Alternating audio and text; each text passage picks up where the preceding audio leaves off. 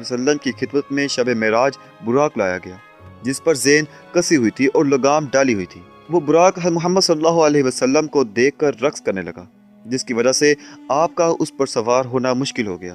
تو جبرائیل علیہ السلام نے اس سے کہا کہ کیا تو حضور اکرم صلی اللہ علیہ وسلم سے اس طرح کرتا ہے، حالانکہ تجھ پر آج تک کوئی ایسا شخص سوار نہیں ہوا جو اللہ کی بارگاہ میں آپ جیسا معزز اور محترم ہو۔ یہ سن کر براق شرم سے پسینہ پسینہ ہو گیا۔ ناظرین، ایک اور حدیث میں حضرت انس رضی اللہ تعالیٰ عنہ بیان کرتے ہیں کہ رسول اکرم صلی اللہ علیہ وسلم نے فرمایا کہ میری طرف براق لایا گیا۔ وہ ایک لمبے قد اور سفید رنگ کا چوپایا تھا، گدھے سے بڑا اور خچر سے کم تھا۔ اس کا قد نظر کی انتہا پر پڑتا تھا۔ میں اس پر سوار ہو کر بیت المقدس تک پہنچا۔